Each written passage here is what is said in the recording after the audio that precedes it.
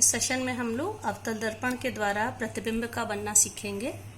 इसका एक जो सबसे पहला ऑब्जेक्ट की पोजीशन जबकि वस्तु अनंत पर रखी हो वो हम लोग पिछले सेशन में सीख चुके हैं। तो अब हम लोग सेकंड उसकी ऑब्जेक्ट की पोजीशन है, वस्तु जब कहाँ रखी हो, अनंत और वक्रता केंद्र के बीच में हो, तब प्रतिबिंब किस प्रकार का बनेगा उसे हम लोग ये बनाकर सीखेंगे।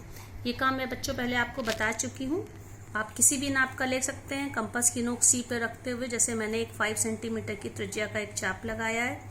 ये सी वक्रता केंद्र सेंटर ऑफ कर्वेचर है और एफ मतलब कि ये जो पीसी डिस्टेंस है इसका आधा 2.5 सेंटीमीटर पे फोकस है और पी यानी कि पोल है। अब यहाँ पे मैंने वक्रता अनंत का मतलब सी के आगे का कोई भी दूरी ले सकते हैं, तो सी बियॉन्ड सी भी इसको बोलते हैं, सी के आगे यानी कि अनंत और वक्रता केंद्र के बीच। ये देखिए ये वस्तु ए बी है और इसको मैंने ये ए बी आपको इसकी ऊंचाई बहुत ज़्यादा नहीं लेनी है, जैसे मैंने लगभग 1 सेंटीमीटर ली है। अब प्रकाश की किरणें 3 प्रकार से परावर्तित करके हम प्रतिबिंब को बना सकते हैं। तो यहाँ मैं ले रही हूँ जबकि प्रकाश की ए बी मुख्य अक्ष के समांतर, प्रकाश की किरण वस्तु से जो किरण जा रही है वो मुख्य अक्ष नियम के हिसाब से जो किरण मुख्य अक्ष के समांतर जाएगी वो परावर्तन के बाद कहाँ से लौटेगी बच्चों, देखिए मैं दिखा रही हूँ आपको, ये फोकस से होके लौटेगी। तो ये तीर के निशान से देखिए ये आपतित किरण इंसिडेंट रे है और ये है रिफ्लेक्टेड रे परावर्तित किरण। दूसरी किरण मैं फोकस से ले रही हूँ, जो किरण फोकस से होके जाती है वो परावर्तन के बाद ये देखिए मिरर तक ये बी पॉइंट है, यहाँ से चल रही है और फोकस से मैंने गुजारी है ये प्रकाश की किरण। तो जब ये मिरर से टकराएगी तो ये कैसे हो जाएगी, ये किरण आप देखिए मुख्य अक्ष के समांतर हो जाएगी। तो मुख्य अक्ष के समांतर ये मैं इस तरह से यहां से लूंगी। आप देखिए ये जो किरण है, 2 परावर्तित किरणें हैं, एक परावर्तित किरण यहां से होके आई है और दूसरी जो फोकस से होके गई थी वो परावर्तित किरण मुख्य अक्ष के समांतर गई। दोनों परावर्तित किरणें जिस बिंदु पे एक दूसरे से मिलेंगी वहीं पे प्रतिबिंब बने। ये देखिए बच्चों, तो ये परावर्तित किरण ये फोकस से होकर ये आपतित किरण आई और परावर्तन के बाद परावर्तित होकर मुख्य अक्ष के समांतर गई। इस बिंदु पे दोनों परावर्तित किरणें एक दूसरे से मिलेंगी। जहां पे परावर्तित किरणें एक दूसरे से मिलती हैं उसको हम वर्टिकली हम इसे मुख्य अक्ष वाली लाइन से मिलाएंगे। आप ये देख सकते हैं ये जो लाइन है ये, तो इस वस्तु का ये प्रतिबिंब बना है। अब आप देख सकते हैं प्रतिबिंब कहाँ पे बना है बच्चों, ये सी मतलब की वक्रता केंद्र, एफ मतलब की फोकस। तो ऑब्जेक्ट को हमने सी के आगे रखा था अनंत और वक्रता केंद्र के बीच में, तो प्रतिबिंब सी और एफ के बीच बना। साइज आप कंपेयर कर सकते हैं, ये ए बी वस्तु है, इसका नाम हम क्या देंगे, ए डैश बी डैश।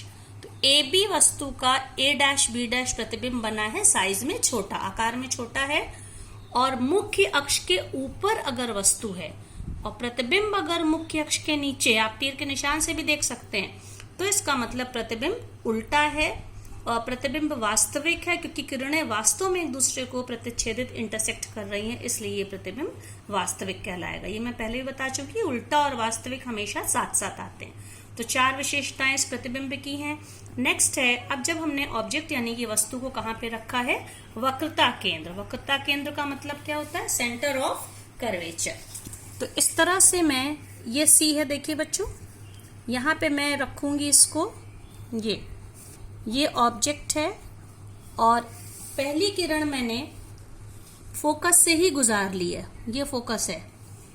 फोकस से जो किरण जाएगी आप देख सकते हैं ये किरण परावर्तन के बाद मुख्य अक्ष के समांतर हो जाएगी।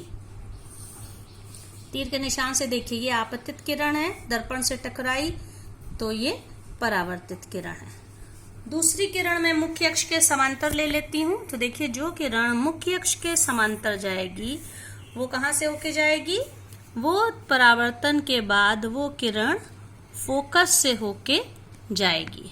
आप देख सकते हैं बच्चों ये फोकस से होके जा रही है तो ये जाने वाली किरण आपाती किरण या आपतित किरण, इंसिडेंट रे, और ये रिफ्लेक्टेड रे, मतलब कि ये परावर्तित किरण। तो आप देख सकते हैं इसका प्रतिबिंब कहाँ पे बना, सी पर ही बन रहा है बच्चों, देखिए। और साइज भी आप कंपेयर कर सकते हैं। तो क्या विशेषताएं हुई, अगर वस्तु सी पर रखी है तो प्रतिबिंब सी पर ही बनेगा। इसका हम लोग नाम दे सकते हैं सी पर का, मान लीजिए ए बी प्रतिबिंब है, तो ए बी डैश इसका, ए बी वस्तु है सॉरी, तो ए बी डैश इसका प्रतिबिंब है। सी यानी कि सेंटर ऑफ कर्वेचर पर ही बनेगा, वक्रता केंद्र पे। साइज में यानी कि आकार में वस्तु के बराबर होगा। अगर 2 सेंटीमीटर की वस्तु है तो 2 सेंटीमीटर का प्रतिबिंब। उल्टा बनेगा, जाहिर है, क्योंकि ये मुख्य अक्ष प्रिंसिपल एक्सिस के नीचे बन रहा है, इसलिए उल्टा है। और वास्तविक है क्योंकि एक्चुअल इंटरसेक्शन ऑफ रेज है, किरणें वास्तव में एक दूसरे से मिल रही।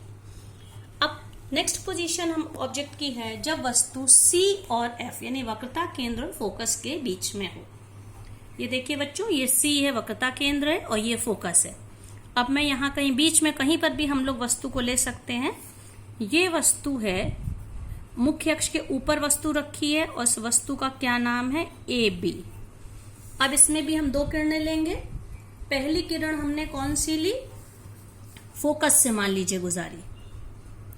पहली किरण फोकस से होके जा रही है, और दूसरी किरण जो फोकस से होके जाएगी उसके लिए मैंने क्या बताया था बच्चों, ये किरण मुख्य अक्ष के समांतर जाएगी। ये देखिए, ये जाने वाली किरण फोकस से होके जाने वाली, और ये लौटने वाली किरण। दूसरी किरण हम लोग मुख्य अक्ष के समांतर ले सकते हैं, और जैसा कि पहले ही हम लोग इसको डिस्कस कर चुके हैं कि जो किरण मुख्य अक्ष के समांतर जाती है वो परावर्तन के बाद वो कहाँ से उसका लौटने का रास्ता क्या होता है बच्चों, वो किरण फोकस से होके पास होएगी। तो देखिए ये इसको मैं फोकस से पास करा रही हूँ, और आप देख सकते हैं कि ये दोनों किरणें यहाँ इस पॉइंट पे एक दूसरे को इंटरसेक्ट कर रही हैं। ये लौटने वाली एक परावर्तित किरण ये, और एक ये, और ये दोनों किरणें एक दूसरे से यहाँ पे मिल रही हैं।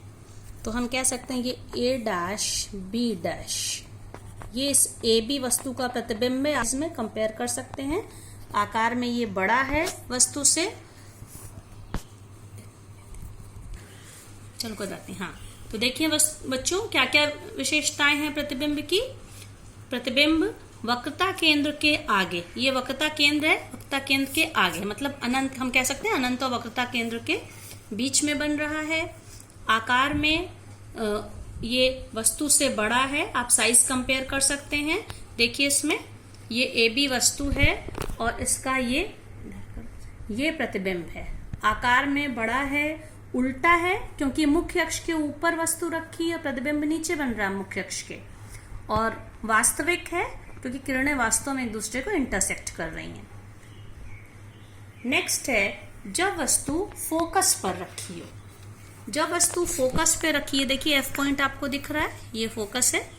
तो फोकस पे अगर कोई वस्तु रखी, इस तरह से मैंने लिया, मान लीजिए ये वस्तु है, तो इसमें भी वही काम कर सकते हैं। पहली किरण हम लेंगे जो कि मुख्य अक्ष के समांतर है।